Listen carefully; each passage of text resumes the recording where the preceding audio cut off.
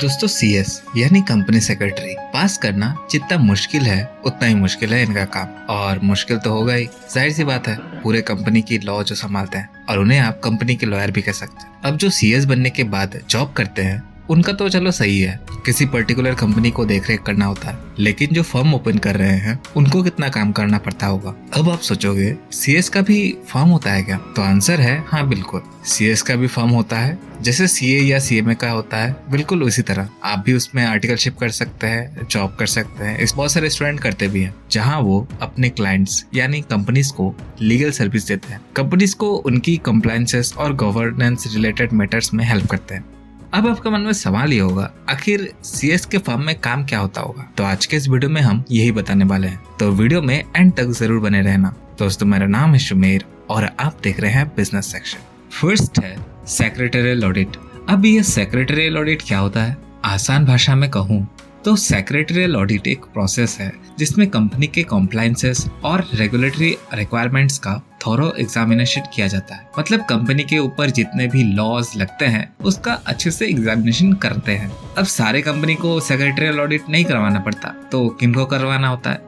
देखो, secretarial audit हर listed company को करवाना होता है या उन पब्लिक सेक्टर कंपनी को करवाना होता है जिनका paid up share capital 50 crore या उससे ज्यादा है और रेवेन्यू 250 करोड़ या उससे ज्यादा है। सेक्रेटरियल ऑडिट में होता यह है, कंपनी का रिकॉर्ड्स, डॉक्यूमेंट्स और पॉलिसीज को रिव्यू करा जाता है और उसी के बेसिस पर सेक्रेटरियल ऑडिट रिपोर्ट प्रिपेयर करते हैं और ये रिपोर्ट फॉर्म MR3 के फॉर्मेट में होता है। अब ये MR3 क्या होता है? ये ROC के टाइम फाइल किया जाता है। आप जब ट्रेनिंग करोगे ना, तब उसमें आपको सिखाया जाएगा। इस रिपोर्ट में यही सब मेंशन रहता है कि कंपनी अपने लॉज और रेगुलेशंस को अच्छे से पालन कर रही है या नहीं, कोई भी नॉन कॉम्प्लायंस या इरेगुलरिटीज जो ऑडिट के दौरान पाई गई है, कॉम्प्लायंस और गवर्नेंस प्रैक्टिसेस को इम्प्रूव करने के लिए सजेशन भी देते हैं। कंपनी के बोर्ड मीटिंग्स और उनके यूनिट्स को रिव्यू करते हैं। सारी चीजों का मेंशन रहता है इस रिपोर्ट में, ताकि ये रिपोर्ट जब शेयर होल्डर या गवर्नमेंट जब देखेगी तो उनको फेयर और अच्छी इमेज शो होनी चाहिए,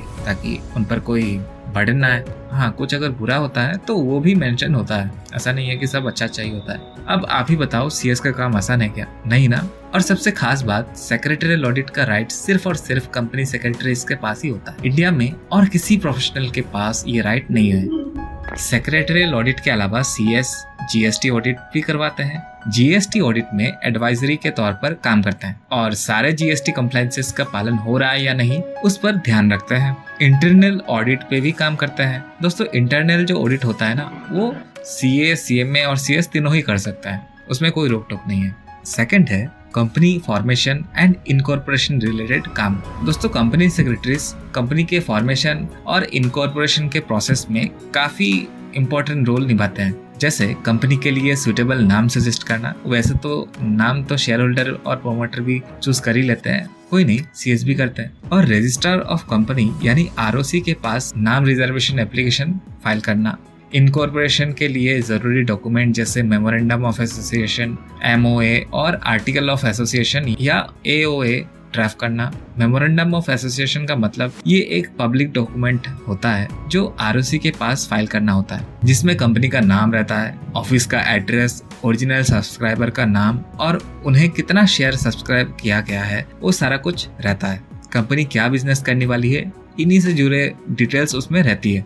वैसे ही आर्टिकल ऑफ एसोसिएशन भी एक लीगल डॉक्यूमेंट होता है जिसमें कंपनी के इंटरनल मैनेजमेंट और ऑपरेशनल रूल्स के बारे में, मतलब कि जैसे जनरल मीटिंग करना है तो कब करना है, कैसे करना है, या डायरेक्टर का अपॉइंटमेंट, उनकी पावर्स, ड्यूटीज, वैसे ही बहुत सारे डिटेल्स होते हैं। उसके अलावा कंपनी के पर्पस्ड डायरेक्टर के लिए डिजिटल सिग्नेचर सर्टिफिकेट या DSC और director identification number DIN obtain करने में मदद करते हैं। उसके बाद इनकॉर्पोरेशन फॉर्म जैसे INC 32, INC 33, इन सब को फाइल करवाना और ROC के पास सबमिट करना, और भी बहुत सारे काम होते हैं।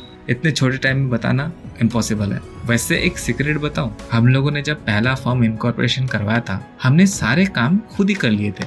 ये सिर्फ एक DSC का अप्रूवल करवाना था, तो वो हमने 1500 रुपए देकर DSC अप्रूव करवा लिया था और इनकॉर्पोरेशन करवा लिया था। छोड़ो, हमारे पास उस टाइम पैसा नहीं था कोई भी CA, CMA या CS को हायर करने के लिए, तो हमें ऐसा करना पड़ा। देखो मैं सीएस के प्रोफेशनल को कम नहीं आंक रहा हूँ, क्योंकि मैं खुद आर्टिकलशिप कर रहा था उस टाइम, तो मेरे को वो सब आता था। हाँ, बहुत सारे रिजेक्शन हुए थे, फिर कभी बताएंगे वो स्टोरी।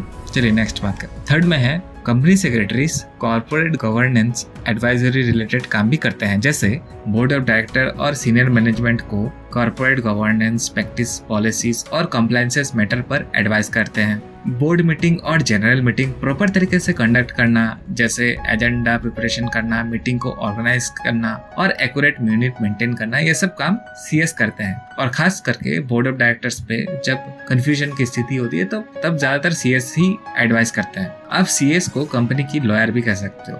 फोर्थ में है रेगुलेटरी फाइलिंग्स एंड डॉक्यूमेंटेशन करवाते हैं। कंप्लायंस मैनेजमेंट करना मतलब कि कंपनी सभी लीगल एंड रेगुलेटरी रिक्वायरमेंट्स को फॉलो करवाना और आरओसी में टाइमली फाइलिंग करवाना, annual returns filing, statutory register maintain करना। उसके बाद रेगुलेटरी अथॉरिटीज जैसे सेबी, स्टॉक एक्सचेंज, एमसीए के साथ इनकॉर्पोरेशन और कम्युनिकेशन करना। Number 5, representation before authorities.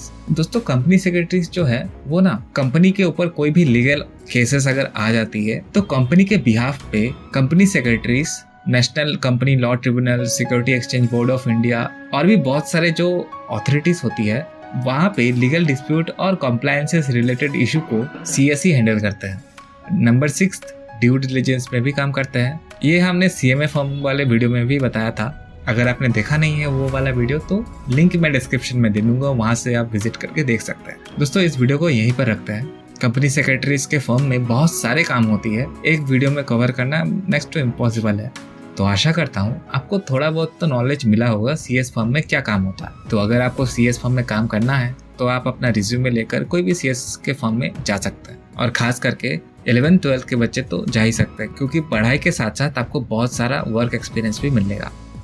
I hope ये वीडियो आपको इन्फॉर्मेटिव लगी होगी। वीडियो अच्छी लगी हो तो वीडियो को लाइक और चैनल को सब्सक्राइब करके आप हमें रिवॉर्ड दे सकते हैं। धन्यवाद।